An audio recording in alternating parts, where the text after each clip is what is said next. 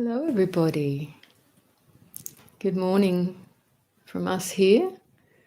Someone was quite bright this morning and wanted to say hello. She was sitting in my seat early on, waiting. So good morning, good day, good evening to everyone from Little Caddy here.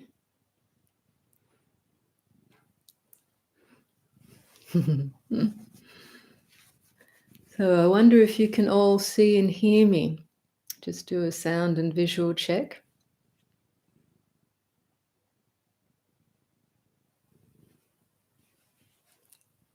We have a bit of a delay, I think, with the timing and the chat.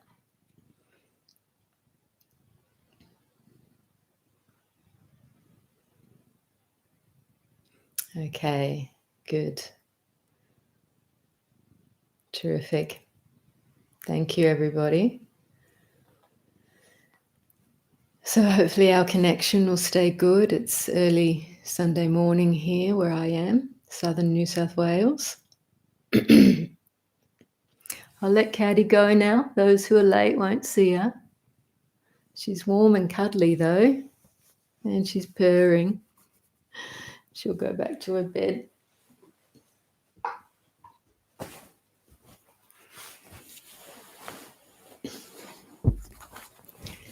Okay, just get a little more comfy. So, just to let everyone know, if you're new to these sessions, I'm Ayya Jitindriya. Samaneri Jayasara and I take turns with these guided meditation sessions. So she did the one 2 weeks ago. And the next 2 weeks, I'll be doing the second session in the Buddha Dharma series.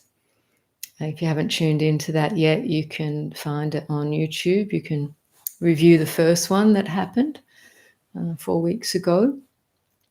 And that's an opportunity to learn more and go more deeply into the early Buddhist teachings and paradigms. But in between, we're doing these guided meditation sessions as usual and allowing a Q&A afterwards. So nice to see everyone tuning in from around the world. Lovely. I'll give another minute or so for people to drop in before we start the guided meditation.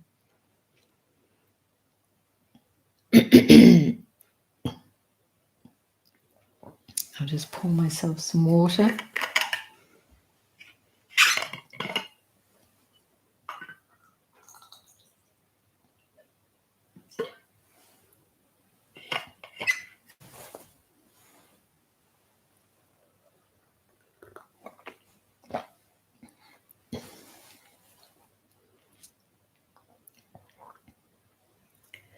Okay, so let's make a start for today. And we'll do our usual guided meditation for 20 to 30 minutes. So wherever you find yourself, make yourself comfortable. And for this 20 or 30 minute period, it's good if we can not engage in the chat box, but really just focus on the meditation.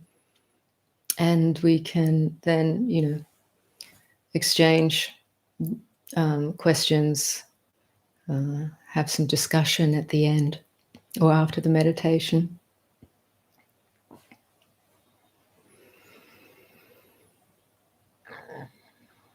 So bring yourself into presence with the body, wherever you find yourself. Don't try to focus the mind too quickly on anything, just simply become aware of the feeling of the body. The body we rarely pay attention to these days unless it's in a lot of pain or a lot of pleasure. But just bringing attention to the body in ordinary moments when you're sitting like this. And at this point, just keep a broad awareness. Don't focus down too quickly. Just be aware of the heaviness of the body, the different sensations of the body. Notice where you feel the sensation of the body more predominantly.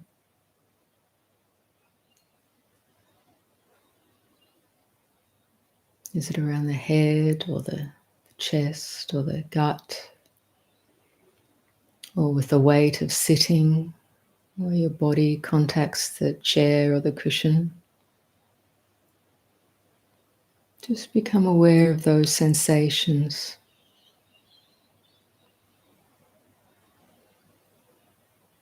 We can say it two ways. You can let the sensations be in awareness, or bring your attention to those sensations. And continue with awareness of this changing stream of sensations.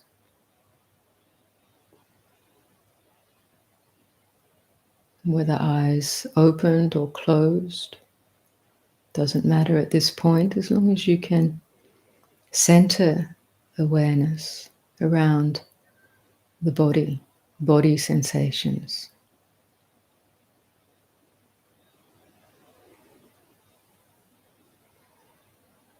And as we do this, we very naturally become aware of the body breathing. So just keep a very open awareness of the movement of the body in respiration as the body breathes in and breathes out.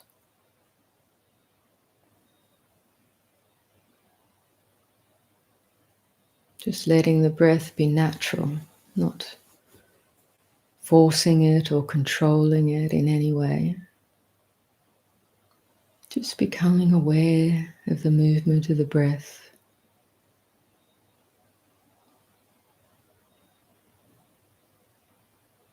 However it is.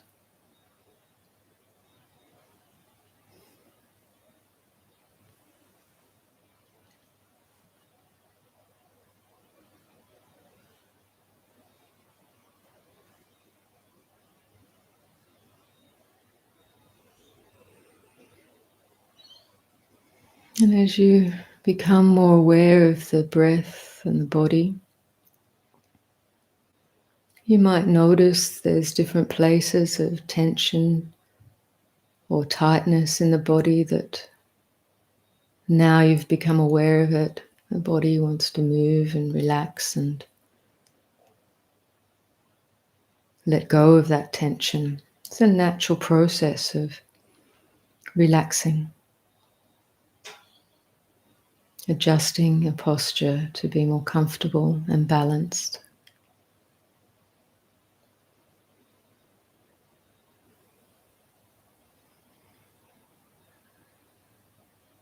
And we might still be aware naturally of various thoughts arising in the mind, running through the mind, or thoughts in awareness along with bodily sensations.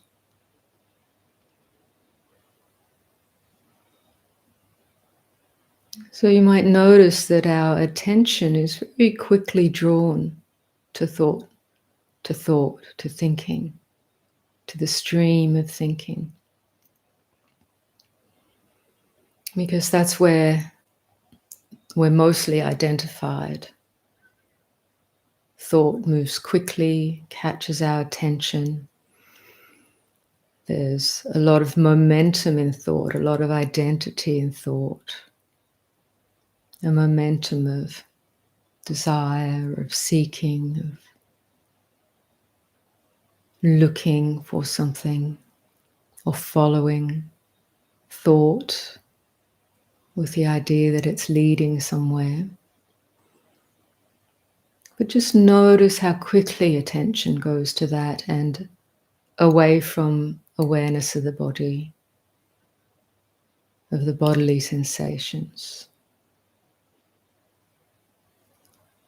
Sensations in the body are much more slow and ponderous. So it takes a little more effort to pay attention to that.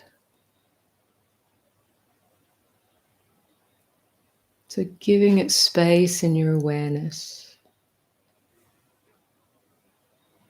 And every time you're captured by a stream of thinking, just recognize that without judgment. Just simply recognize and bring the breath or the body back to mind.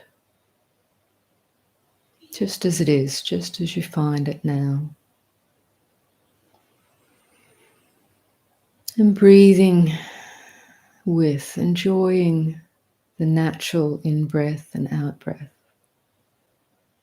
in this awareness of body. A space of just being, resting in being.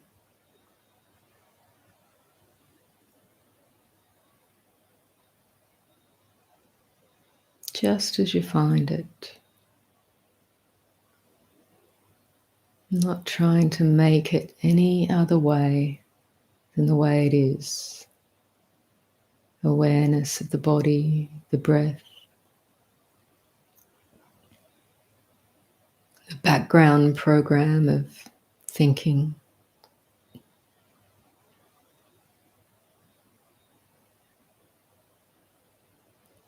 We can learn how to feel the subtle pleasure of mindfulness of body, which is simply just resting in awareness of body and breath, the changing stream of body sensations as they appear in the space of awareness.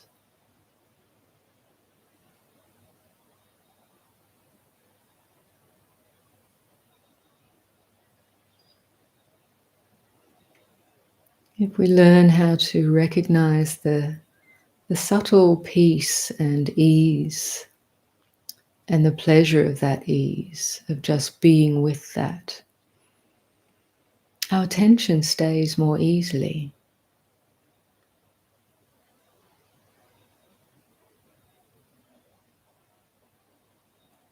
Relaxation is pleasurable for the body and for the mind.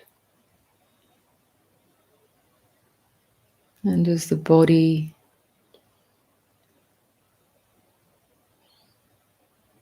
becomes more calm in its processes, this affects the mind. The mental movement actually begins to slow. Attention remains present more easily.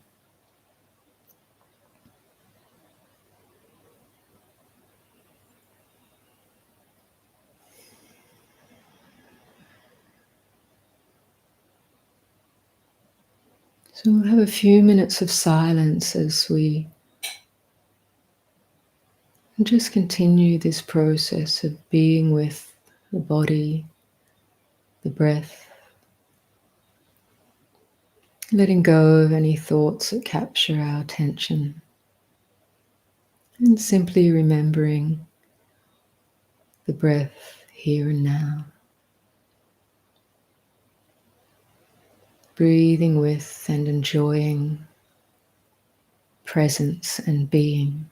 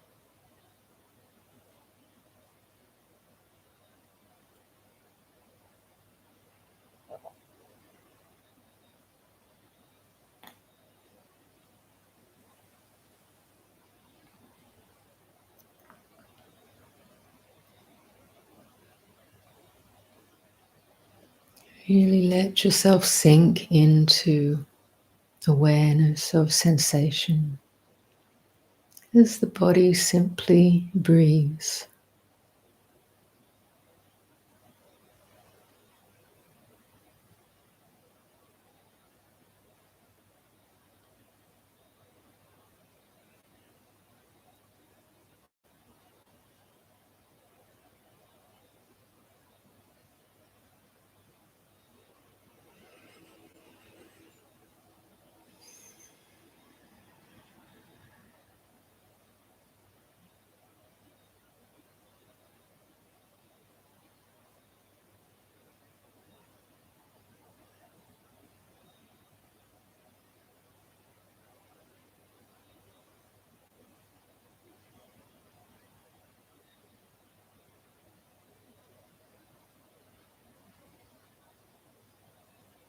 And as the bodily system calms down,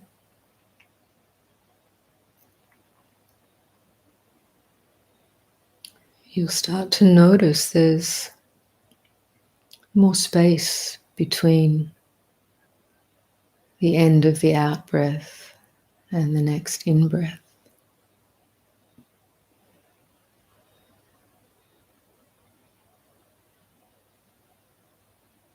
So notice that space. Don't let the mind just drift into thinking or searching. Just notice the emptiness of that space, or whatever appears in that space between the out breath and the in breath.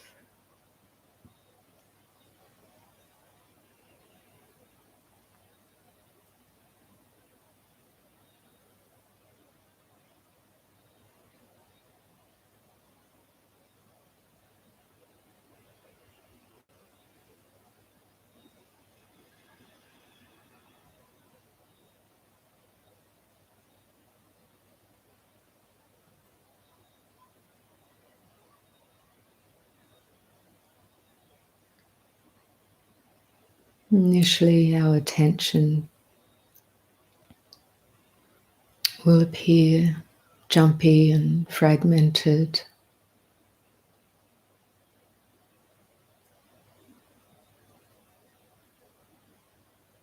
It's used to jumping around, flitting here and there to different objects of attention, different thoughts. So it can take a little while to settle down, but it does. So it's really worth being patient with that process. Don't try and force any kind of false stopping, enforced stopping, but just notice the way it is. Stay connected in the present moment with the breath and bodily sensations.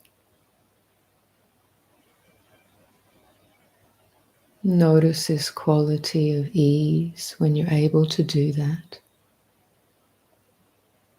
And at some point, the attention begins to be less jumpy,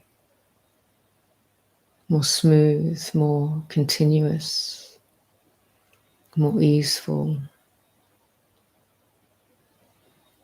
like a smooth, gentle flowing stream rather than a busy flow of a stream with lots of rocks and plants.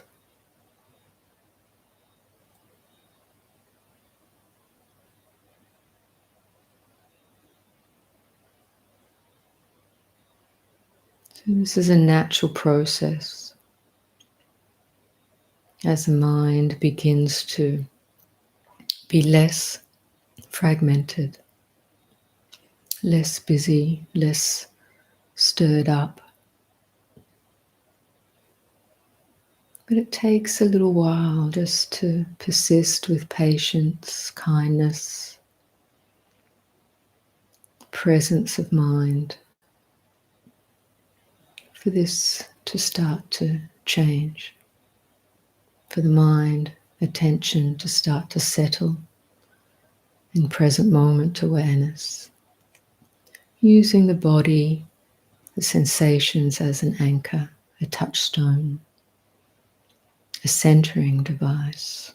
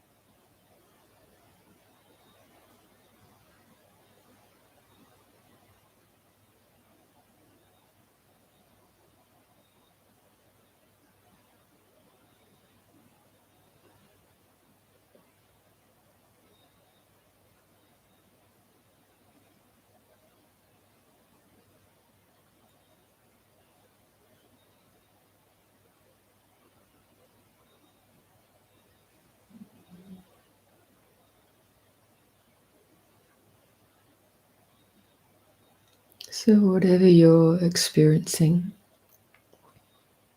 simply allow that to be present without grasping or pushing it away, just breathing with it,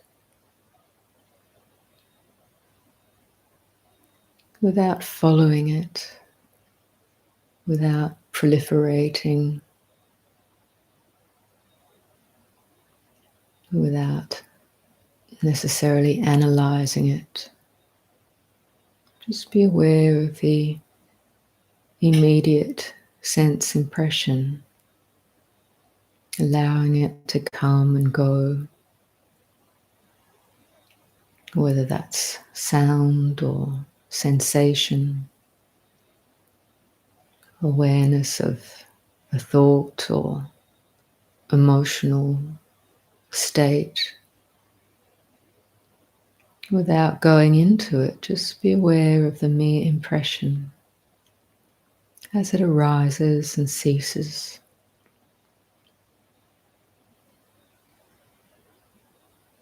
Just momentary impressions and the space in between.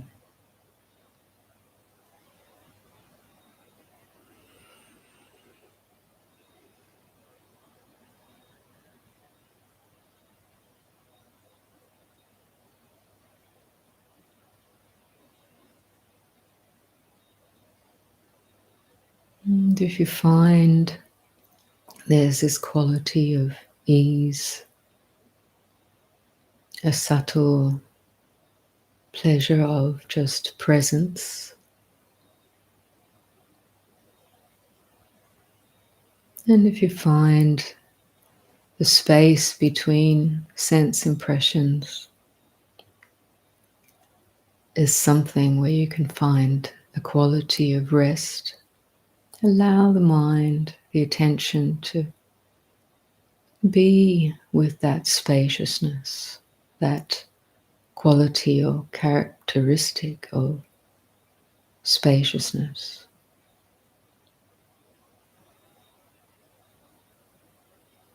Like noticing the space between the objects in the room.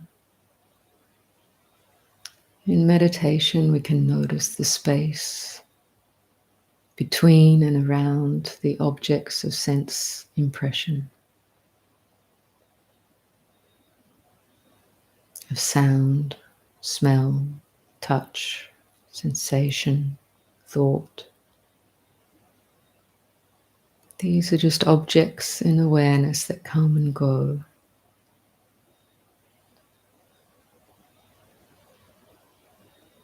But the more we notice their fleeting impression,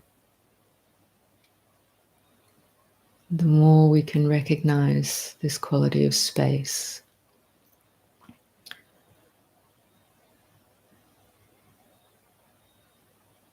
the space around them, or the context of space within which they arise and cease, come and go.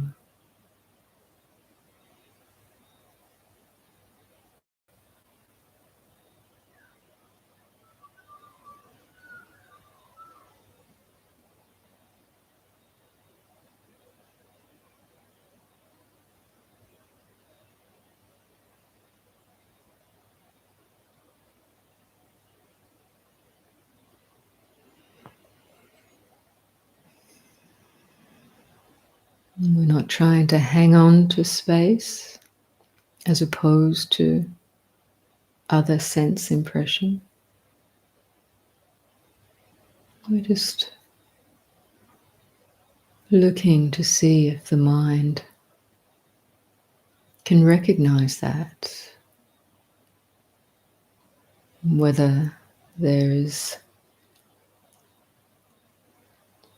the ability to rest there and not trying to hold off other sense impressions, but just allowing what arises to come and to go. Very fleeting are sense impressions.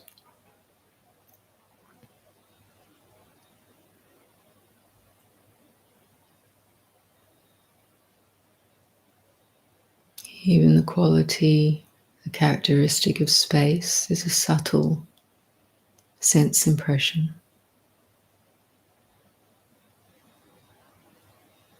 But it's one that allows the mind to rest more deeply in samadhi or coherence,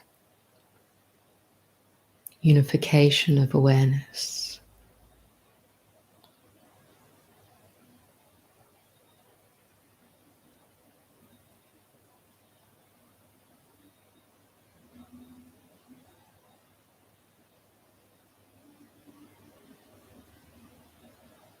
It also gives us perspective on the other sense impressions that tend to vie for our attention.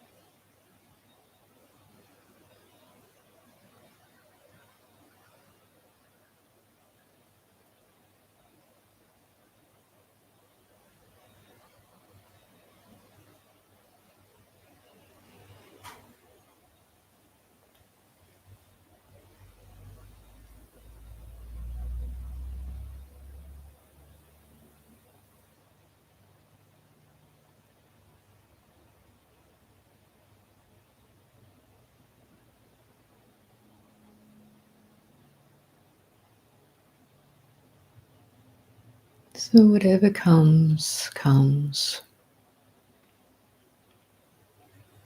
and goes. We can notice if the mind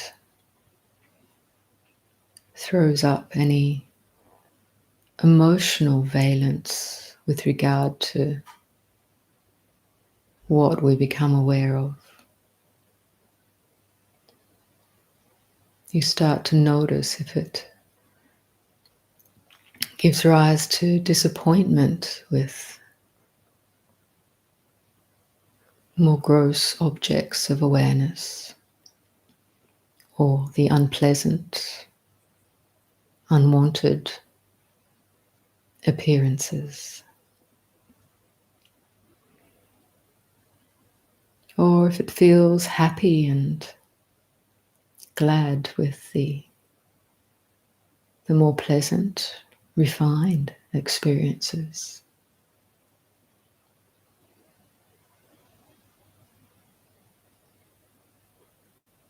These mind states we also become aware of as sense impressions,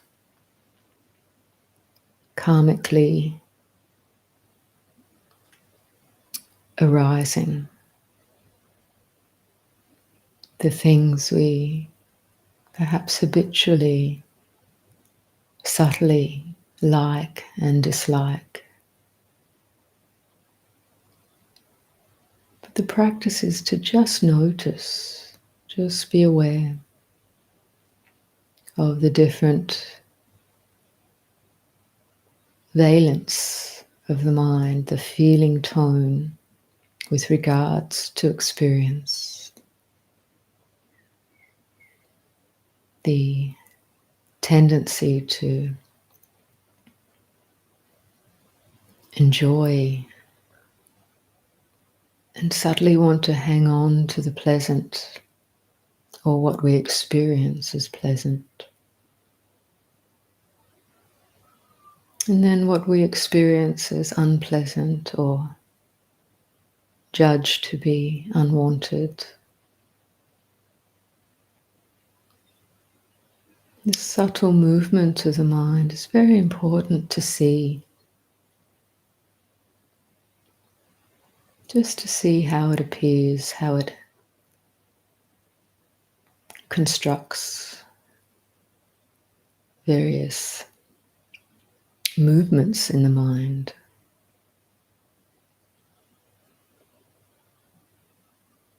We're just resting ideally in the witness, the awareness of this,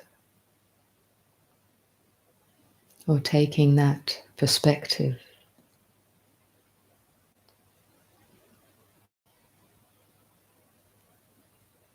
Just with interest, without judgment, noticing that subtle push-pull if it appears in the mind. The pushing away of something unwanted and the trying to keep something wanted.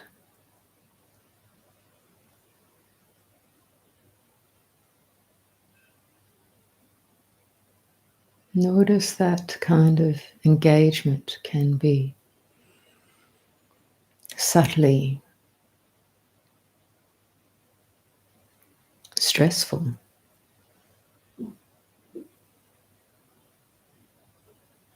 And when you can just be aware of it, its constructs just appear and disappear in the moment.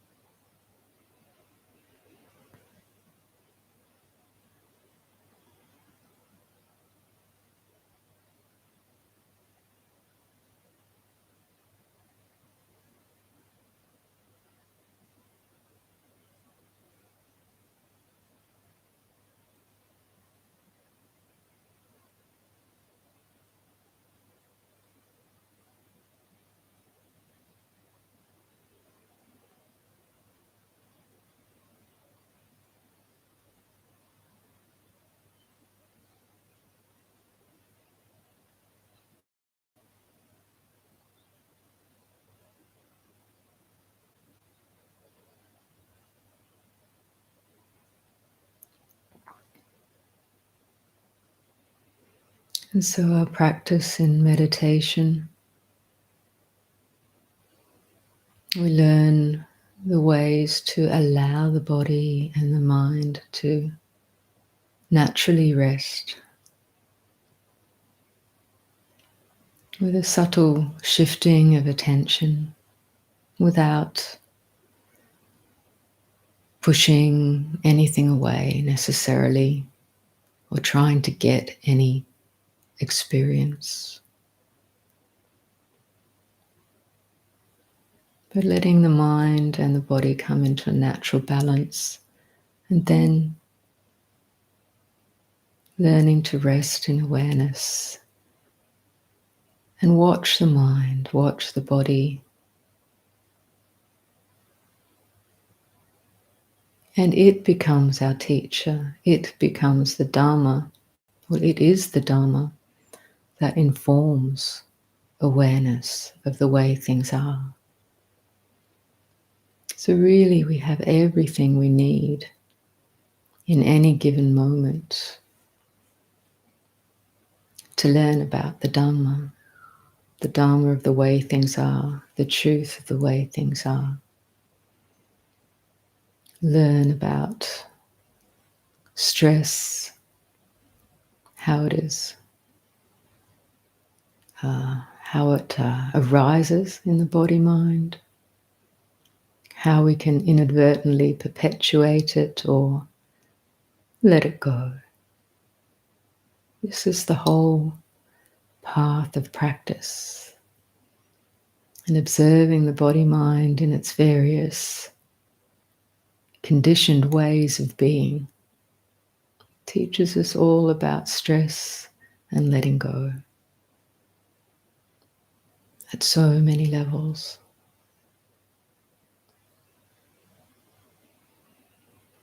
So bringing your awareness back fully into the body as we end this meditation, and taking a couple of deep in-breaths and out-breaths, and come back into this shared space of the live connection we have. And if you have any questions arising or any comments you want to share, then please feel free to engage in this in the chat, the live chat box. Be happy to answer any questions.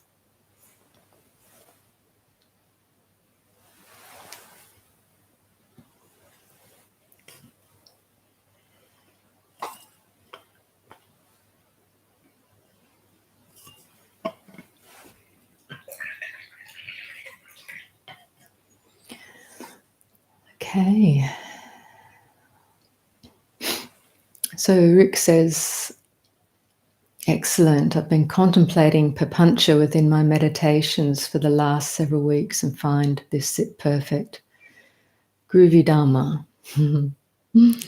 Yes, papancha is the Pali word for proliferation or mental proliferation.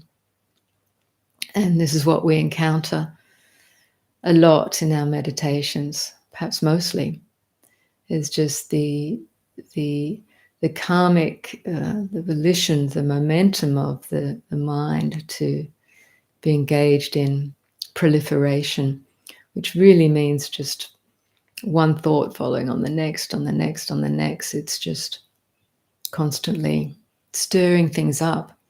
And these days we're so habituated to thinking about things, analyzing things, and our kind of our executive thinking function gets stimulated a lot with computer technology, information age. And so this can feel like a challenge in meditation. But the key is to not try to stop the proliferating thinking, but to become aware of it. But to first ground yourself in some measure of physical awareness, mindfulness of the body and the breath, because this provides an anchor. Attention, the attention in the mind, it really wants to engage It's habituated to engaging. And so why we turn attention to be aware of physical processes to help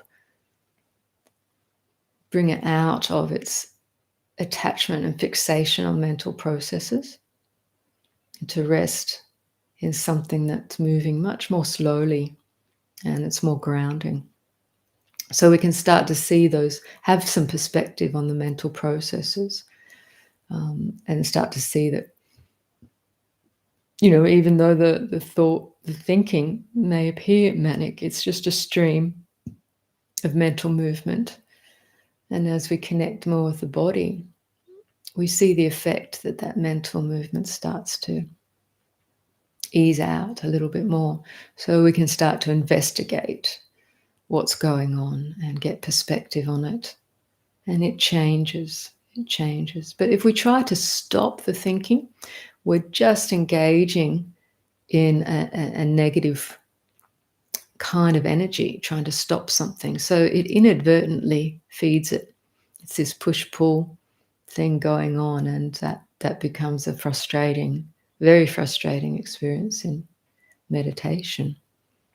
So we just have to see it for what it is, initially just breathing with it, shifting your attention to the body until that really eases out somewhat. So there's a few questions coming in. Let's go back.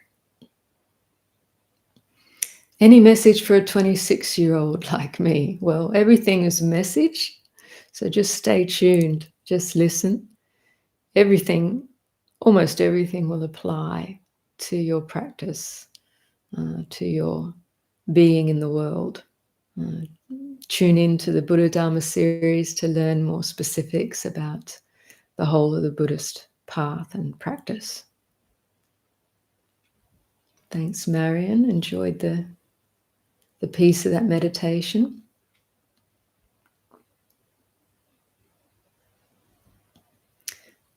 So someone's asking, please help with the practice of letting go. Well, only you can let go. I can, as a teacher, as a guiding voice, I can encourage it by just saying, just let go or just let be. Sometimes, especially initially in practice, we hear this idea of it's about letting go. But when we try to let go, we find things are sticking. And that's usually because there's a subtle trying to push something away.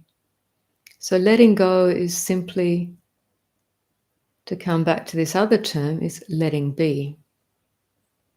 So recognizing, you have to find a centering, some measure of centering in present moment awareness. And we use the bodily sensations for that and the breath. So if we let be in that measure of mindfulness of body, things come and go by themselves.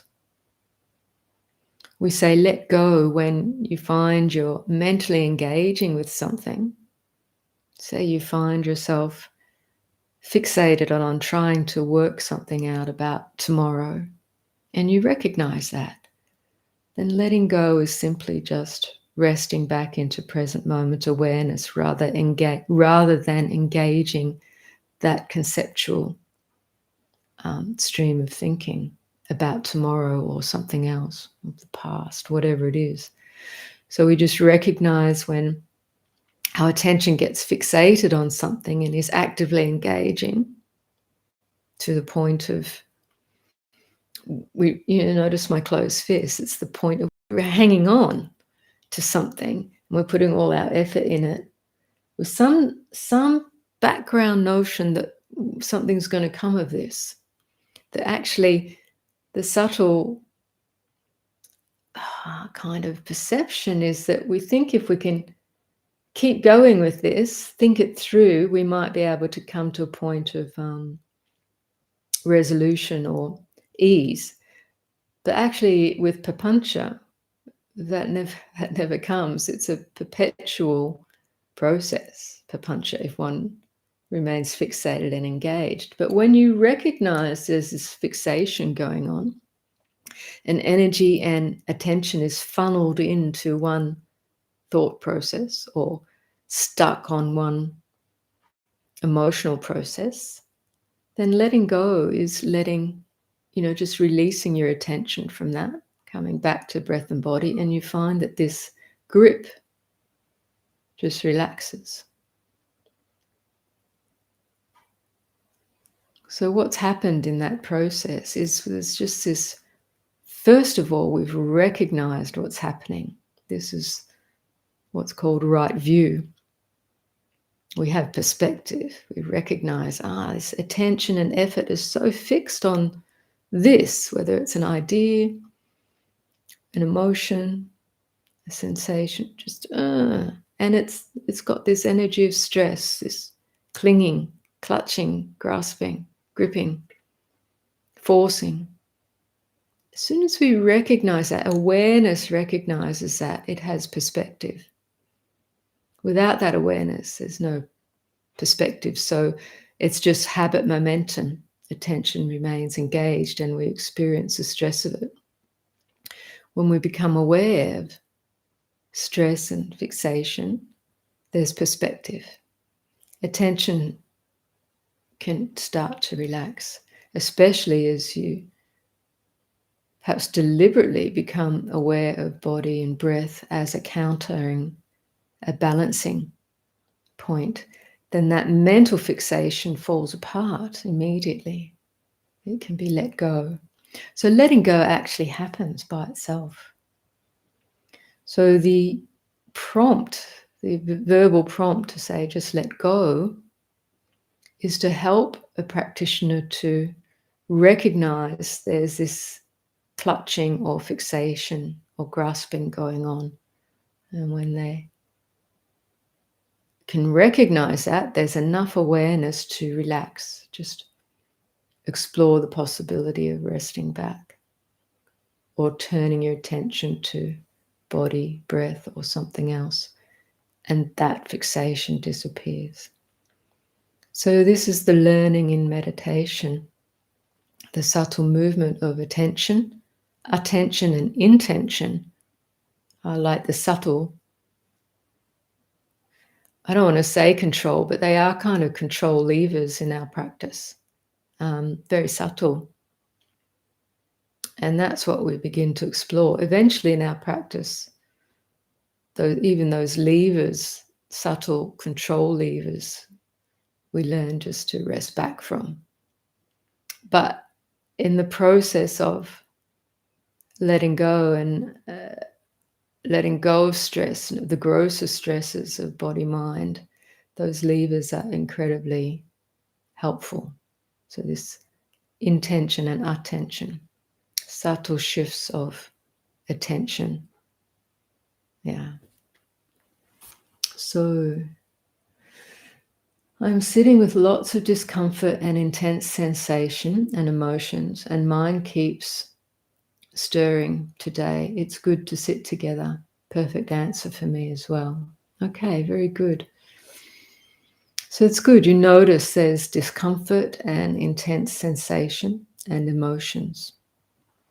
And even though the mind might relate to them as unwanted and unpleasant, if we can just know that much, that's good. We're not looking to disappear them, those things, but just to be aware of the way it is and to see if we can breathe with things the way they appear, the way they are. But we don't, if you find yourself in a lot of physical pain, it's okay to take a different position. Some people find that lying down at times may be the only thing that allows the body to relax to some degree. So this can be explored in your meditation practice. Obviously, if lying down just sends you to sleep, it's not the ideal position for you right now at that point. But otherwise, if it helps calm the body, then you can perhaps lay down for the first part of the meditation, and at some point, if that physical discomfort disappears, come slowly and mindfully into sitting position to continue the meditation and see how it goes from there. This is a way we can explore that. So someone says, I felt a lot of heat arising in my body, especially in my stomach and chest area. At some point it got really intense, but I breathed through it. Is this a common sensation? It can be indeed. And I find that when I first sit, especially if I'm sitting cross-legged on a cushion on the floor, actually the body feels, at least I've been experiencing, the heat element becomes more predominant. It's almost like you've sat in a kind of a closed circuit position, so the heat of the body becomes apparent, but then after a while I find it just settles down.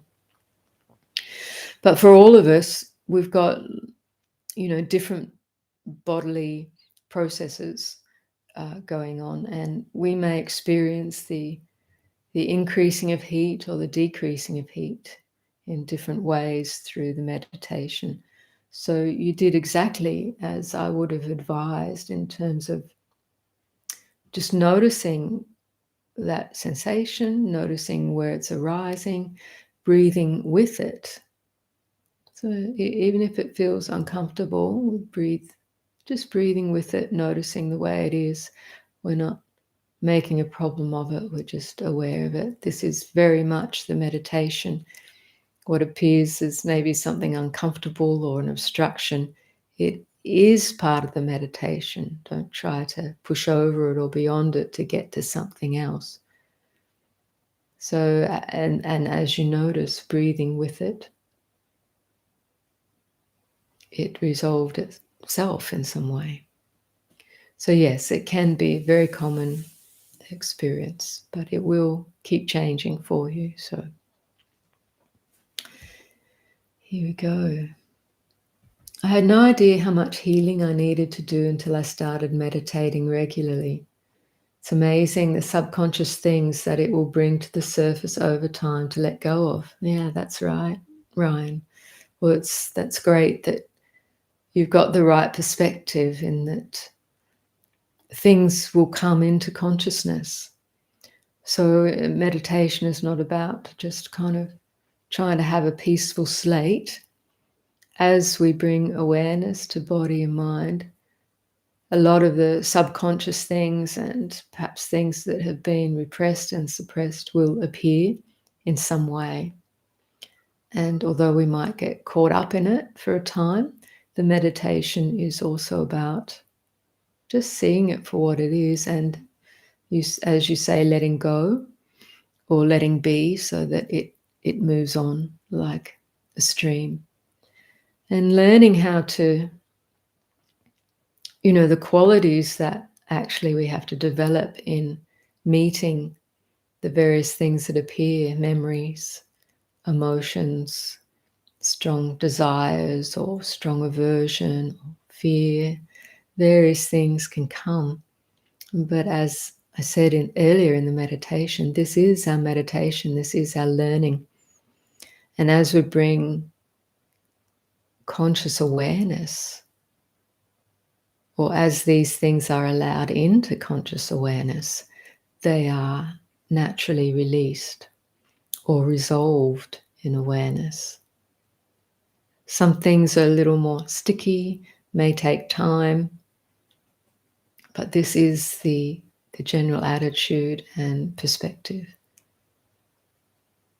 Bringing kindness, patience, understanding that arises through awareness, and seeing that these things, no matter what flavor and characteristic of mental, emotional, physical experience, it all has the characteristic of transience, impermanence. They appear and disappear. Even as they're present, they're in a changing state. It's not staying the same.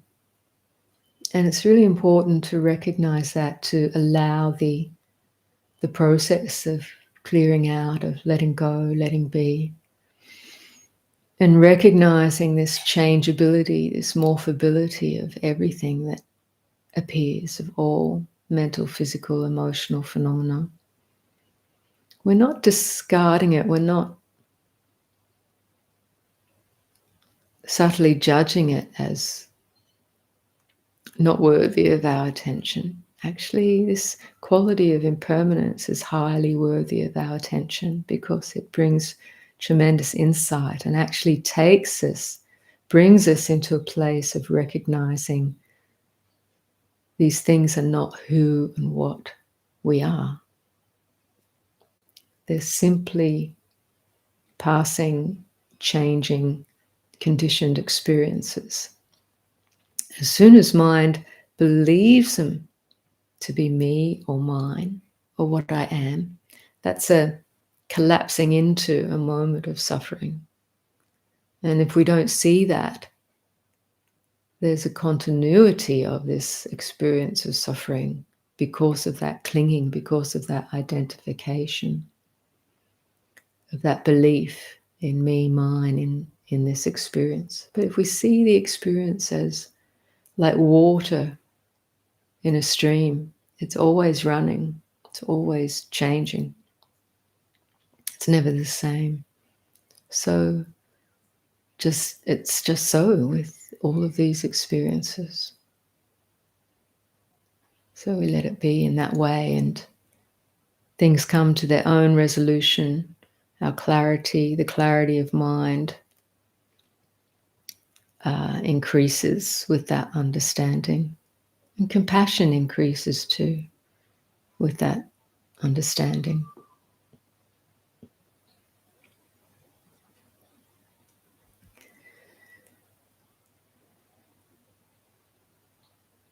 So Tony's saying, you may be the only Scottish person experiencing this. About 5 million are missing out. They might come to it later. Glad you're here, Tony. Now, Manjari is asking something about dealing with self-judgment. The mind really wants to resolve it once and for all, to find some action, how to pay for my wrongdoing. Self-judgment. So it sounds like the experience of regret, and the judgment is an overlay on the regret. So we all engage in we've all made mistakes in our lives, and it's only later that we often get perspective and realize it was a mistake. And a mistake means that it maybe didn't have good consequences for myself or others. But actually the recognition of that is the wisdom there, Manjari. So recognition of something, an action that didn't have good consequences, is really important. If you don't have that recognition, you're lost in spiritual ignorance. Actually, you're lost. You don't have right understanding, and so you may continue to engage in activities that are harmful for others and oneself. But that recognition that something has been harmful, it is salvation. It feels painful because the feeling of regret can be painful.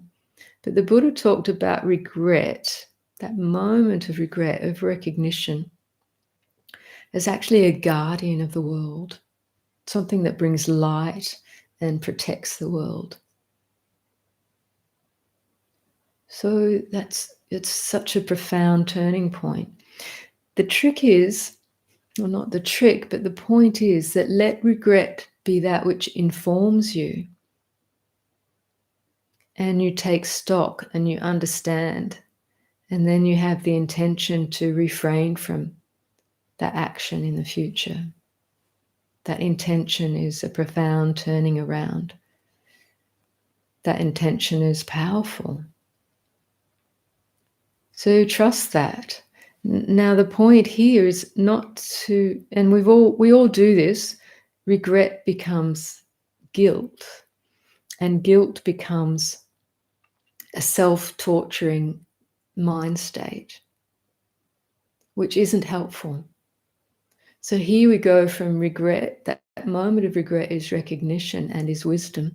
That is a skillful, light-filled moment.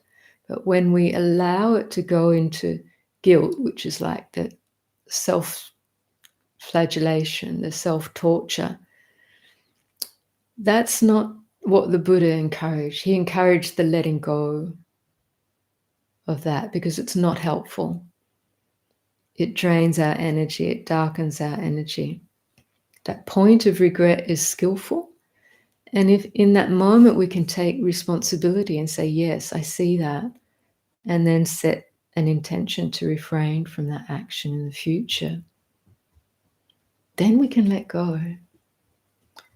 Regret can still feel painful as it might come back into our mind. But why is it painful? Yes, we regret hurting others or ourselves or making choices that we really wish we didn't. But if that pain is continued by us not wanting that, so here we've fallen into an aversive mind state, which also fuels feeling of guilt and this kind of cyclic suffering. I really wish I didn't do that. And you kind of want to rewrite the past. And you have aversion towards yourself because you don't like the consequences. So you get caught in that judgment. So we have to see quite clearly, we cannot change the past. Past is past. Breathe in deeply. Take responsibility. That's done. We can set new intention, and we can indeed make amends if there's something we can do to ask forgiveness, perhaps, of others, or make amends in some way. We can engage in that. That can be very helpful. If there's no way we can make amends, we set our new intention very strongly. And we learn to forgive ourselves, which is letting go. Past is past, but right now, you can take back a sense of responsibility and move into each new moment with full awareness, full consciousness, and forgiveness for oneself, compassion for all other beings who find themselves in the same position, the pain of regret, getting caught in guilt. Is a self-punishing state and not necessary. So let regret inform you. Be that wise moment of seeing the consequences of harmful action, which harmful because it just harms oneself or others. But we learn. That is actually the way of learning. That is the way of wisdom.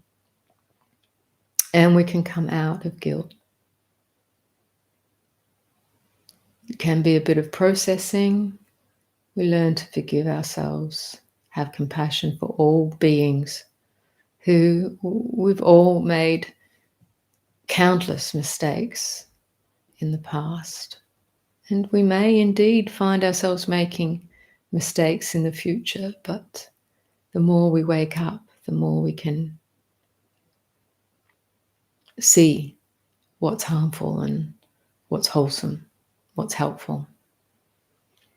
So all blessings on your path with this Manjari. You're not alone, but forgive yourself, let go, move on.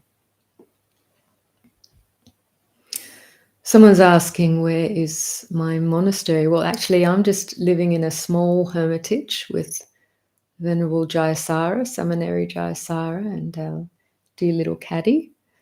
So this is just a nun's residence in far south of New South Wales, Australia. We were at a larger monastery about 5 hours northwest of here, which is a 150 acres and a larger community of nuns living there.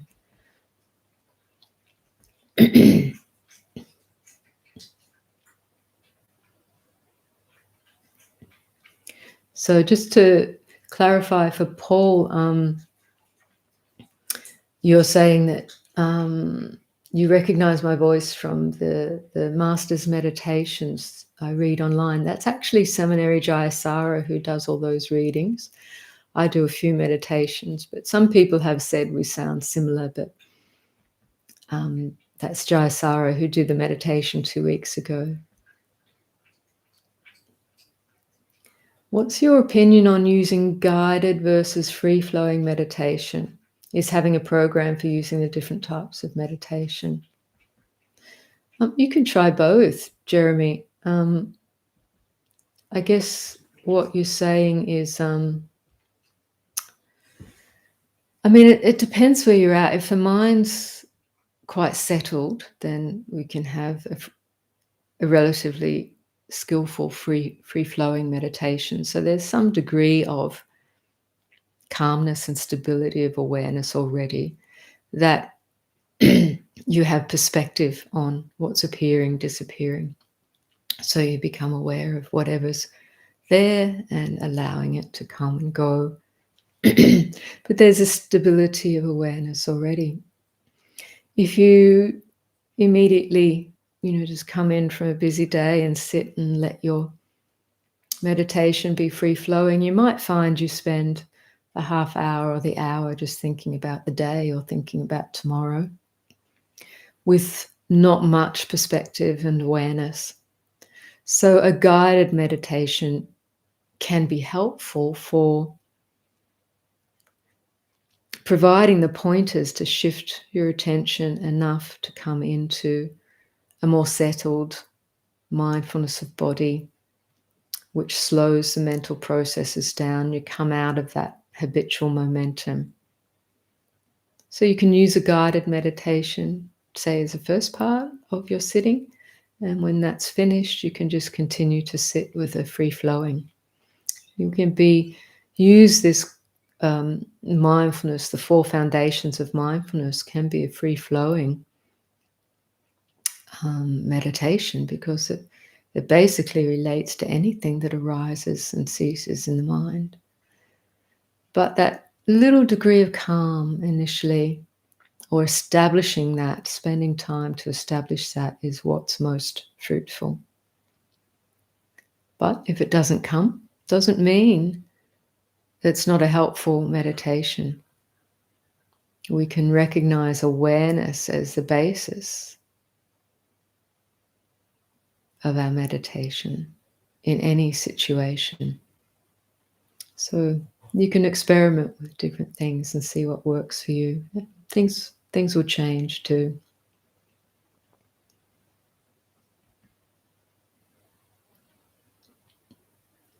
Would you agree that a purpose for life might be to release desires and attachments and to awaken from this dream of our mistaken identity? Yes, definitely. Will meditation assist with this release? Absolutely.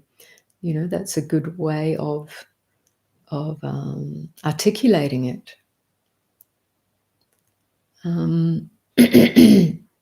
Articulating one aspect, of, say, a purpose of life. Sometimes we don't feel like we have much of a purpose. Sometimes just because the mind state might be one of confusion or chaos. So sometimes bringing in a sense of purpose, articulating like that, can be helpful to set intention and direct attention in a way that helps us settle in meditation and then begin to see clearly what's going on and letting go of the factors of stress and the causes of stress.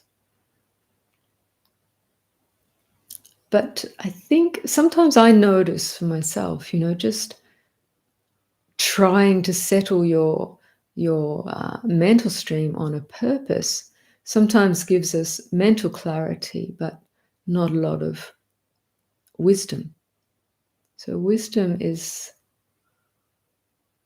something that we can recognize as already present with awareness, recognition of awareness itself. And ultimately, let us say, it's not attached to any purpose, although the sense of purpose can be a good direction as we find deeper and deeper levels of wisdom that informs our practice.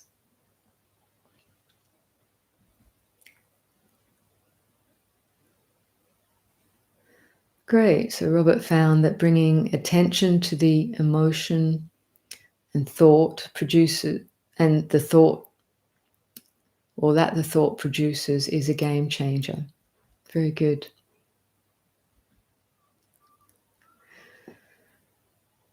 What do you know of twin flame souls, two bodies or one soul?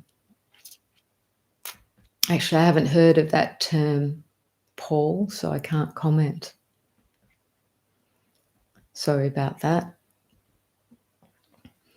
What are your views on using exercise or music to meditate rather than just sitting in silence? Do we need to set our own programs to use these as alternative strategies for raising consciousness? We can bring awareness to anything we do. We can be mindful of anything we do. And in fact, mindfulness does extend to every aspect, or the practice of mindfulness extends to every activity, every aspect of our lives. So if you're exercising, the ideal is to be mindful while you're doing that. Whether we can call it meditation or not, it depends what kind of meditation you want to categorize it as. Nevertheless, we need to exercise. So being mindful while you're exercising is ideal. And, it can be helpful, particularly doing what I call contemplative modes of exercise, like yoga or Tai Chi, Qigong, the mindful movement of different kinds can actually be really helpful for quieting, calming the body and quieting the mind, because similar in sitting meditation, you're giving attention to the body to be able to perform these particular movements. So it does act as a grounding for your attention in the physical. And as a precursor for sitting meditation, it can be very helpful. Some kind of mindful body movement, walking meditation, yoga, Tai Chi, Qigong. Because you're establishing that mindfulness of the body. So then when you come to sitting, much of the work of meditation is done. Some people use music to, again, it helps to calm the body and mind because it flips the nervous system. Music, a particular kind of music, not all music, can help the nervous system shift from the sympathetic to the parasympathetic to the calming mode, bypassing the cognitive processes. So it can be really helpful. And that's a big reason why Jayasara often uses ambient music or some calming music in her guided meditations. Not all, but something that helps the mind and body go into a receptive, open mode and really take in these teachings.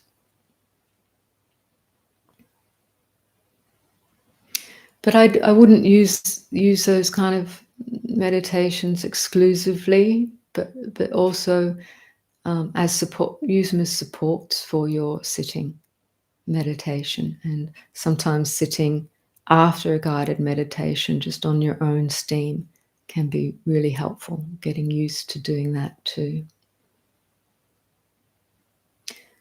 Do you have advice for someone who attains jhana and then struggles to return to it? Yes, the struggling to return to it is what prohibits it. The desire to return to something pleasant or wanted is exactly what obstructs it. So I'm afraid you're just going to have to let go, which was actually the way you entered into it in the first place. So the pleasure of, for those who don't know, jhana simply means a samadhi state. The mind has settled into a place of unification to some degree or other, which is a natural process. But it arrives there through the process of presence, present moment awareness, letting go of fixation on objects of thought or whatnot.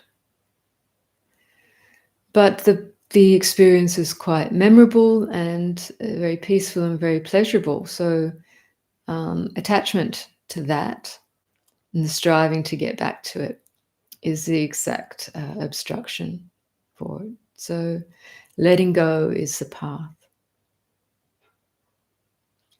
It might return of its own accord.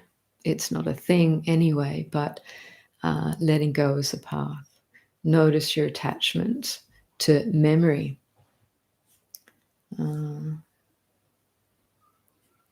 think it's Nisargadatta who said that desire is just a memory of pleasure. Fear is just a memory of pain.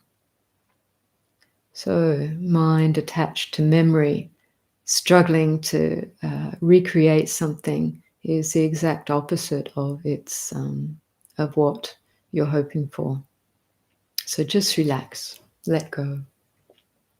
It was never yours in the first place. Hi Shirley from Canada. Nice to see you here. Niall, hi. Was there a point in your practice in which you managed to understand how to control your concentration, and do you have any tips which worked for you when you were starting out? Well, it's a lifetime process, Niall.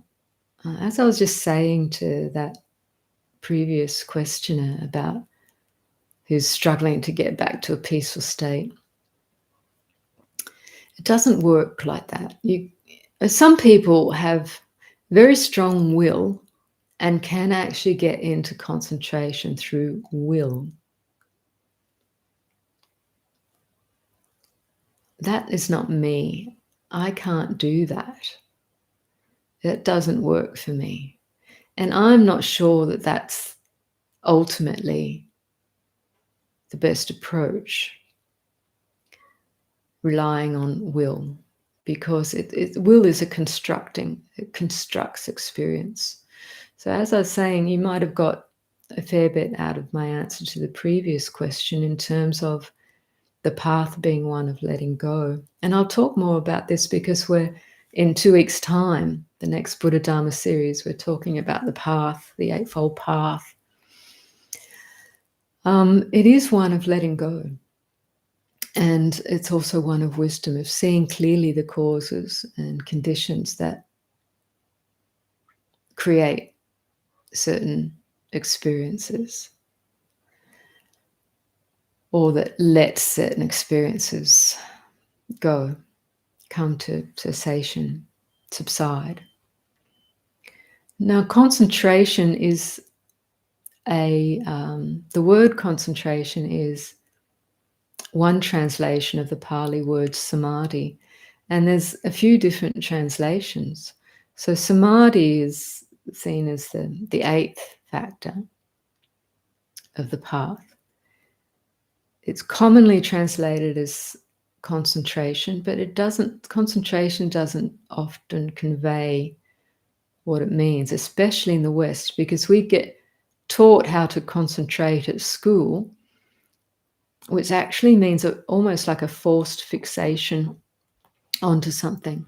And if we have memories of school, one of my memories is I was brought up in a Catholic school, and one of the nuns used to, hit us with the ruler if we weren't concentrating on our cursive writing, hit with the ruler on the back or on the knuckles or whatever, So this kind of enforced, I must concentrate. And if I'm not if I'm not getting it, watch out for the the ruler, this kind of reward punishment notion. And concentration takes a lot of effort to really concentrate on something.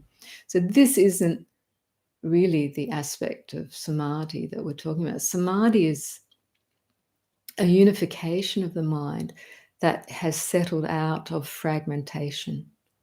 So fragmentation is often our daily experience when we're dealing with a lot of different things and working with computers and so many different things we're paying attention to. You come to sit and the mind's just flitting with all these different things, memories and thoughts, and got to do this, got to do that. So you can take this, powerful will and say, stop thinking, focus on one thing. Or you can take this perspective of awareness, noticing fragmentations like this, breathing with it, bringing a gentle attention to the body. Gradually the fragmentation stops jumping. So the mind is coming into more coherence naturally through the power of witnessing, awareness based in the body, grounded in the body, not rejecting the experience of fragmented attention, but aware of it, noticing it as an object of experience. So with this standing in awareness, proverbial, metaphorically standing in awareness, the mind comes into a natural coherence. I like the word coherence as opposed to fragmentation. And unification of mind is another term for samadhi. It's a natural unifying energy as the jumpiness of attention has dispersed.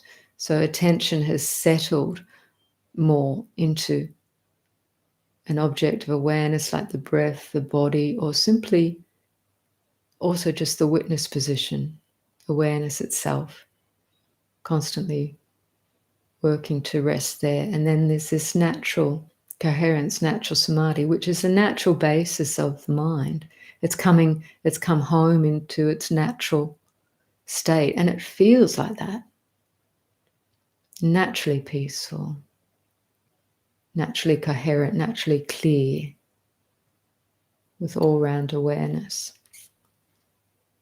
So it takes many years of practice to get to know the mind in all its facets, and you can explore the degree to which you can use will to bring the mind to bear on a particular object of mind, to create or allow the mind to settle.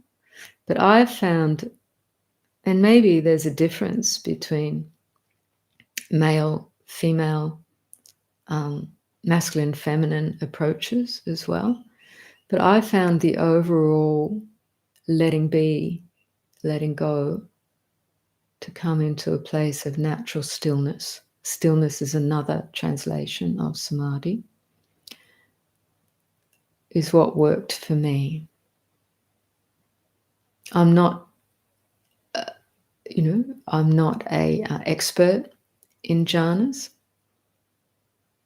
I don't do my scales in jhanas, but I allow this natural approach to rest there and to let the mind develop naturally in meditation. And it does. I found out of an idea to force the will to make something appear is the kind of opposite of what samadhi ultimately is, or the opposite of the path in some sense.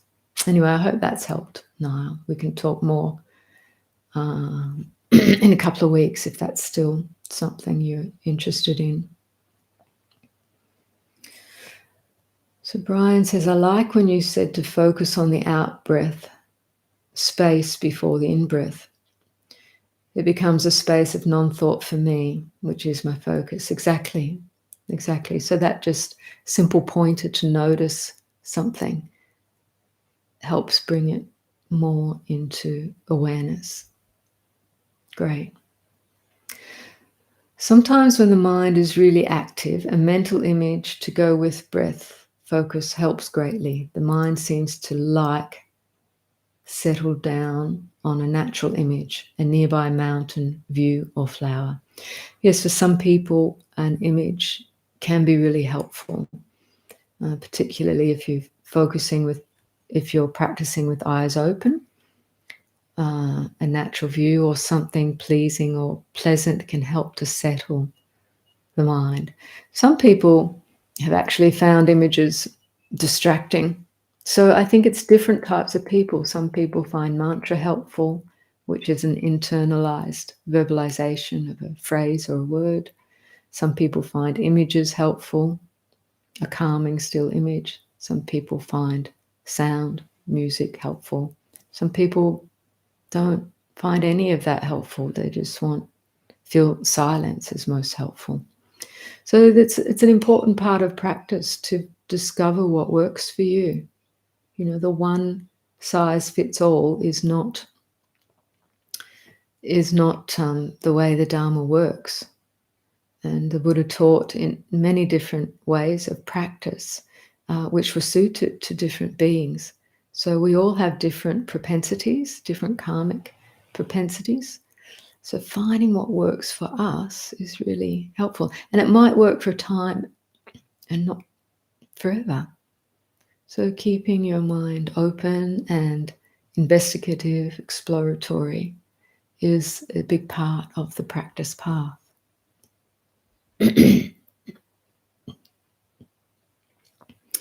Blue Mountains, Robert and Sharon in the Blue Mountains. Thanks for that question. Very good. Blue Mountains, not far from here. So, got a lot of questions. Let's see if we can move through these. So Alex says, so the letting go of regret is forgiving ourselves. Indeed. And forgiving ourselves is the letting go of regret. No, well, we may still have regret, but it doesn't have to punish us. Yeah, it may just be a mental recognition of regret, but in the end, it no longer brings a heavy mind state. It's just that. And in the end, it might disappear altogether. So recognizing regret and not going into guilt, we can ask for forgiveness for ourselves and the others involved. Absolutely.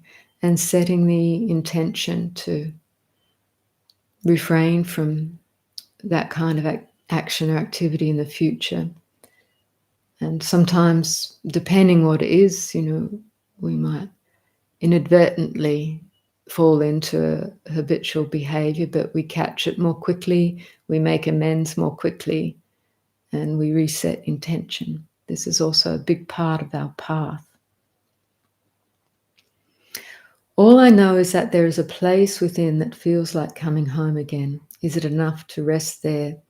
Yes, which is that's right. What I mentioned earlier with Nile, that really is a place of the unification of mind, the natural samadhi, the natural stilling, the natural awareness and clarity, the natural place of rest. Terrific. Rest there. Things will appear and arise, but you'll have perspective.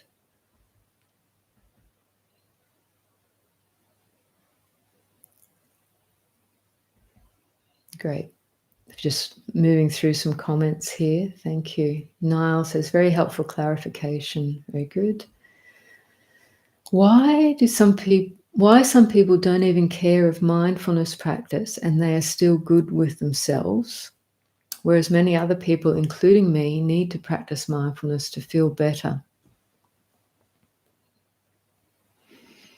So I'm not sure what you mean by they don't care of mindfulness practice when they're still good with themselves, but I think you're saying those particular people aren't, say, getting caught in self-aversion or self-hatred, or they have a good sense of how to be in life to feel relatively easeful and happy, perhaps. That may be so, and that's a karmic. Let's say it's a karmic situation. So every action, body, speech, and mind has a karmic, is volitional. It creates a certain effects, just like a stone thrown into a pond creates reverberations. You can see the ripples moving out, and maybe it hits the outer walls of the pond and the ripples move back. So action, energy has an effect. So, there's many things we've been involved in our life, and if you believe in previous lives, or that has effect.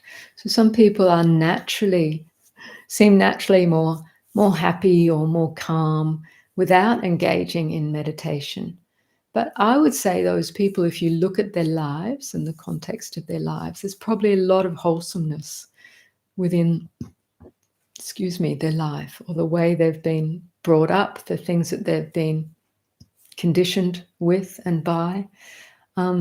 Or even if they haven't been brought up in wholesome circumstances, their mind is strong enough and clear enough to choose wholesome ways of being, because these things actually bring joy and happiness and more calm in our lives. So wholesome ways of being and acting is just that recognition of seeing for ourselves what causes harm or distress or suffering to ourselves or another. And we call that unskillful or unwholesome, because it brings more of the same. It brings more suffering, stress, confusion, dis-ease in many ways. And we see what's actually wholesome or skillful are those activities of body, speech, and mind that bring us out of stress, that actually don't cause harm to oneself or another, and actually lead to more easeful and happy states of mind. This is the law of karma. There's one very primary and profound and well-known teaching of the Buddha in the Dhammapada, where he says, and I was going to bring up this teaching in 2 weeks in the Buddha Dharma series, but just here it's relevant. He says, mind is the forerunner. Thinking mind, is the forerunner of all conditioned states. Mind is chief, mind made are they. If someone acts with an unskillful mind, or mind imbued basically with greed, hatred, delusion, then suffering follows them as surely as the wheel of the cart follows the hoof of the ox that draws it. So this is in the time of the Buddha, he used that simile. It can't go anywhere else. So basically, if a mind is engaged with these negative states, greed, hatred, delusion, and is creating more of it, only suffering follows that. But recognizing it for what it is and coming out of it, is actually establishing a skillful perspective, seeing how such things lead to harm and intending to focus the mind and to act and speak otherwise is what's skillful. So that teaching continues in the same way. Mind is the forerunner of all conditioned states. Mind is chief, mind made are they. If someone acts or speaks with a wholesome mind, or a mind imbued with non-greed, non-hatred, non-delusion, or in the active kindness, compassion, clarity, peace, these wholesome states, when when those kind of intentions inform our action and speech, he said, happiness follows them as surely as one's never departing shadow.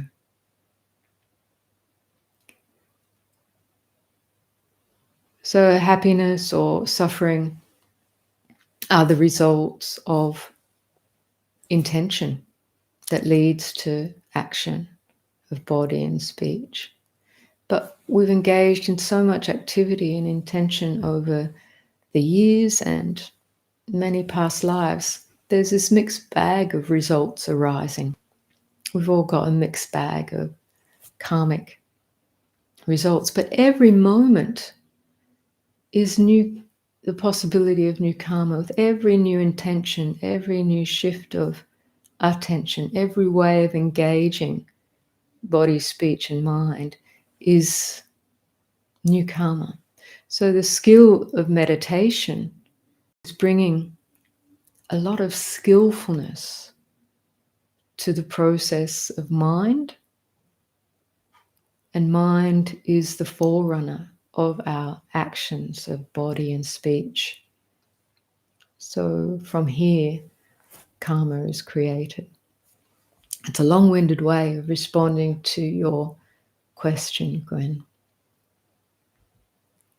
Could you please give some advice on working with the jhanas for the first time? I've been reading a bit about it and wanted to start exploring. My advice would be just the meditation I guided, letting your mind come into a natural stilling. If you have an idea of what the jhana state is, and you try to create it, you're definitely off stream. You're definitely in the wrong stream. So it's tricky reading about these things. But anyway, if you read about it, it's about settling your attention in the body, on the breath, and letting it continue to settle and working skillfully with what arises to allow the settling. And you'll come naturally into a place of defragmentation or stilling, a natural stilling. As Ajahn Chah said, he doesn't like to talk about this, the first jhana, the second jhana, third jhana, fourth jhana, because it just gets people obsessed about where they're at what they're doing, what they can get, which is totally off path. It's not about me getting anything. It's actually about letting go and discovering true nature of mind. And that is letting go of everything. The idea to get something out of this. So it's a pretty powerful path.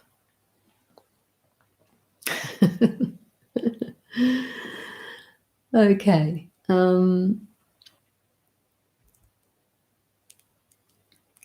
How to work with severe anxiety or panic. So this question often comes up, Let me just say quickly that there is a series of my meditations on our website, vivekahermitage.com, called Establishing Embodied Awareness and Loving Kindness. And there's some meditations in there. It's a series of 7, fairly short, but if you listen to those, that will give you some pointers about working with difficult mind states. But everything I said in the meditation today, so anxiety, panic is a mind state, but it's also a body state. Mind, body is are co-conditioned. So if there's panic in the mind, the body will start feeling, all the pulse will go up, heart rate will go up, and the thinking will start thinking about the panicky things, and then that'll keep sending messages to the body that it's not safe, right? But you have to bring awareness to this experience. And my main instruction is to first locate it in the body. Where are you feeling it in the body most predominantly? At this point in time, it'll change, but when you're engaging it, where is it in the body? Where do I feel it most predominantly in the body, this anxiety or panic? When you are aware of those sensations, then just learn how to breathe with it. By asking an open question, can I breathe with this, just in this moment? One full in-breath, one full out-breath. Even if it's just a shallow breath, this is the entry into it. Has to be through body awareness and connecting with the breath. And then it's a process of witnessing, watching, understanding how this process works.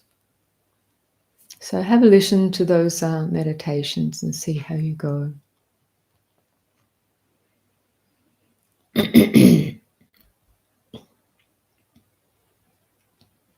Does Buddhism have eschatology? Please excuse my ignorance, but I haven't come across that word before. I'll have to look that one up. So another time. Eschatology. Please help. I use prescribed cannabis for chronic pain as an alternative to opiates. I find this can both be a help and a hindrance during formal meditation. Will ever be able to see myself clearly? Yes, of course. I'm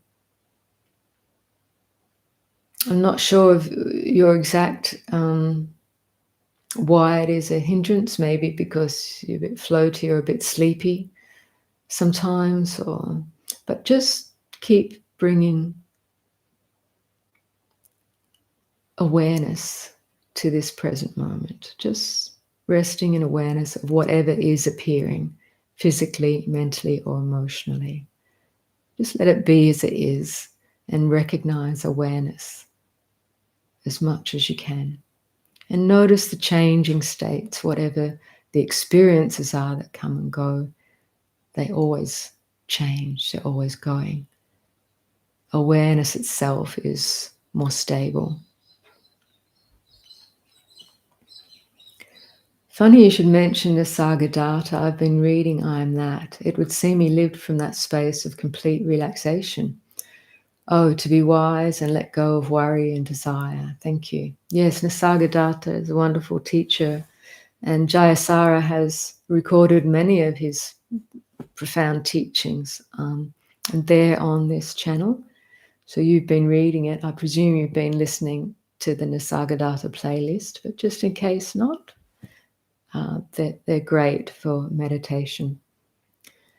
And in terms of letting go of worry and desire, just noticing this is worry. This is the feeling of worry. This is what it feels like. Can I breathe with that? And that's the letting go. Same as with desire, recognizing, not pushing it away. It comes and goes all by itself.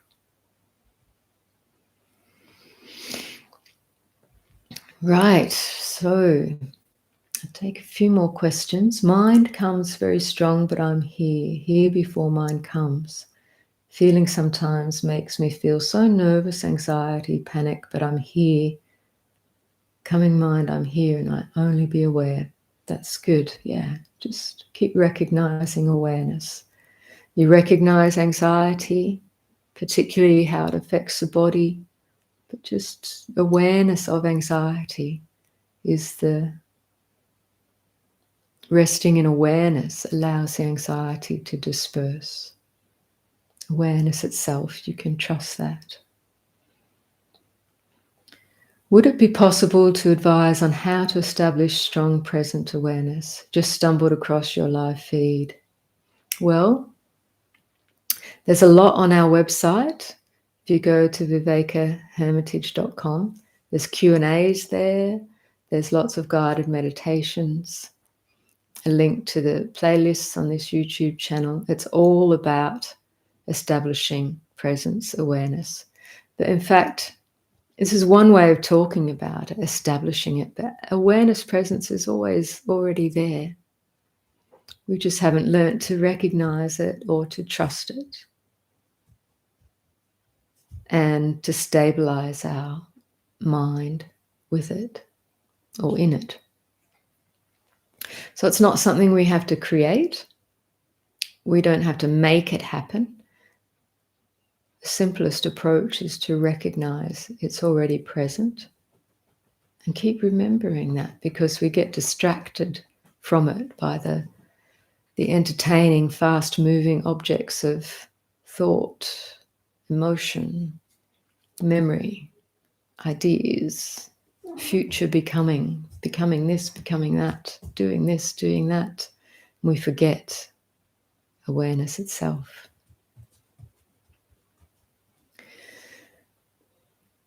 Tavares says, I had an experience. It was like a slap on top of my head, and I felt an electric wire way above my head and away below the end of the spine. So I haven't had an experience like that, but it sounds a little bit like what I've heard about, maybe a bit of a Kundalini experience, a kind of an energetic movement through the spine. You know, as the spine goes from the crown of the head down to the base of the spine. So just be aware of it. It's fleeting experience. It might bring you into more wakefulness and bodily present moment awareness. Hopefully no adverse side effects from that. I never felt that experience again. Do you know the reason for that? Just what I said. Haven't been into the yogic path, but the yogic path, Kundalini yoga, probably has a lot of information on that. But just the awakening of energy through that central system, and possibly a result of coming into full presence. But the body can do all sorts of things as we come into more mindfulness and presence. You know, it can be jerking around a lot or spontaneous movements of energy in different areas. So from my tradition, the instruction is simply to be aware of it. Don't get obsessed with it. Don't go looking for more of it. Just be aware this has happened. Let it go and continue your meditation.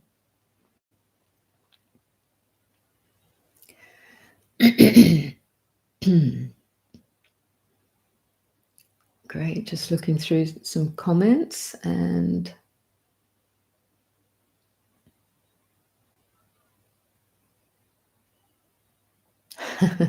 thanks, Niall. Okay, that's good about concentration. You also went to Catholic school in Ireland.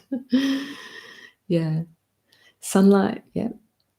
Thank you. If the realms of samsara are states of the mind, what does it mean to be born in the human realm? Surely as humans, we experience all samsaric states at different points throughout our lives. Indeed, we do. Samsara kind of literally means endless wandering or cycles of suffering, which we can witness in our daily life. The endless wanderings of the mind and being born in different states and experience different things. Like we had that earlier question around guilt. We can be born into hellish states of mind through our fixation on guilt and lack of forgiveness for self or others. We can be born in, get stuck in angry states. We can also experience heavenly states. The mind is calm and peaceful and joyful. We can be stuck in states of longing or desire or feeling of lack, or I've never got what I want. We can get stuck in all sorts of mind states, and we can witness that here and now in this human life, right? So that can show you the possibilities of mind, how it gets caught in different states of being, states of existence, and that it's predominantly mentally produced. However, it has its effects on the physical system as well. So even as this physical body drops away at death, mind has a karmic continuum. This is the Buddhist teaching, and so finds expression in different forms. So whatever predominant habits prevail in the mind stream, it finds expression in different ways. So can find birth, let's say, in different forms according to karma. So this is when we think of samsara as perhaps the larger continuum of things involving rebirth of all sorts of beings. We can see the process of it in this very mind stream, in this life. And we don't need the personal psychic experience of seeing past lives or future lives. We can actually see the way karma works in the mental continuum here and now. But you don't have to believe in future lives to understand this teaching, because we are caught in the mental construction of samsara here and now, and coming out of samsara is actually seeing what samsara is and learning. Part of the skill learnt in meditation is resting out of that, not to be spooked by it, but actually seeing the whole of it, seeing the extent of it in terms of cause and effect, and no longer buying into it, even as to some degree the habit formations play out. If the mind has seen it thoroughly and no longer buys into it, it doesn't get drawn into the suffering of samsaric states. So this is the possibility for awakening in this human life, is coming out of that cycle of habitual forms of suffering. But whilst we find ourselves traveling through varied mind states in this life and various karmic predicaments, it's all our teacher. It's not something to be eschewed or gotten rid of, but we wake up within it. And, usually the kind of small mindset is we just want to get away from it, but that's actually a kind of just aversion. And you don't get anywhere with that except through waking up to aversion and relaxing out of that. So I hope that helps with your question around samsara. So, eschatology means ending of the world, end times. Thank you, Sun Tzu.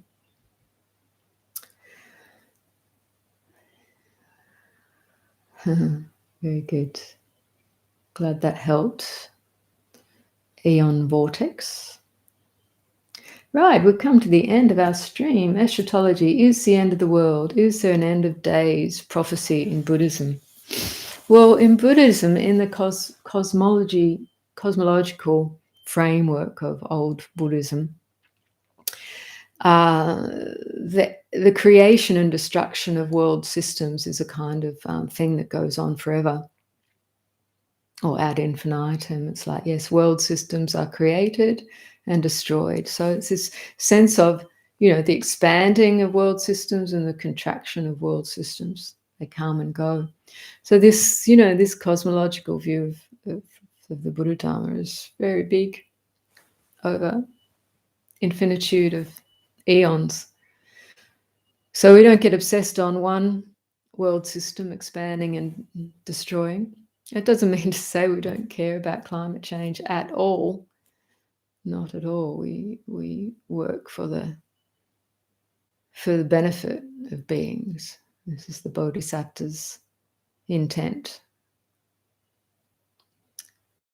But yes, the destruction, the world systems, destruction expansion and destructions are all actually part of the samsaric ground. Whatever arises ceases, whatever comes to be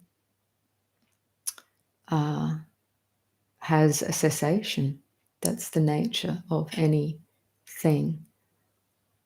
But enlightenment, full realization, is to see the extent of that through this very body-mind, through contemplation of this very body-mind.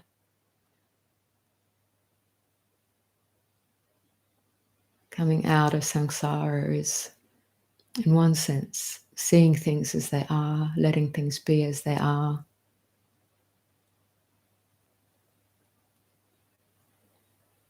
Finding true nature beyond arising and ceasing, beyond change. It's the very basis of all, but no longer caught up in constructions, mental constructions. Anyway, the Buddha said this is only discoverable, is only realizable through our own mind, through our own awareness. And the state or the basis of that realization is not constructed, is not made. It is unconstructed, unborn, uncreated, unformed. So this is the way he described the deathless realization, the deathless element, the realization of which is Nibbana. He said if it weren't for this unborn, uncreated, unconstructed, unformed, there'd be no escape or relief or release from the born, the created, the conditioned, the formed. So this is our koan, this is our great pointer. So I guess in the Buddhist sense, one Buddhist teacher said, with realization, with full realization, only the world ends. So there's the final piece, which is perfect timing. We've come to the end of our questions, and it's just coming into 9 o'clock. Well, that's here, 9 a.m. here. Do you think everyone can wake up early for meditation, or are there actual night owl types? Well, it depends how you condition yourself. Yes, there are those who are more awake at night, those who are more awake in the morning. But it depends on your lifestyle and all the conditions that go into that. You can change the conditions, you know. Night owls tend to be engaging a lot with things at night, lights, computers, everything. No wonder it keeps you up. I've been there too. But, you know, if you disengage earlier at night, you can get to sleep earlier and you naturally wake up earlier. And it can take a while just to get into that rhythm. Okay. Thank you, everyone. Nice to be with you all and respond to your questions. And I hope to see you all in 2 weeks' time for our second series of the Buddha Dharma series. And we'll be talking more about the path, the Eightfold Path, the fourth Noble Truth. And in the meantime, go well, be peaceful, be happy, let go, be at ease, enjoy your life. Take good care and we'll see you again soon. Bye for now.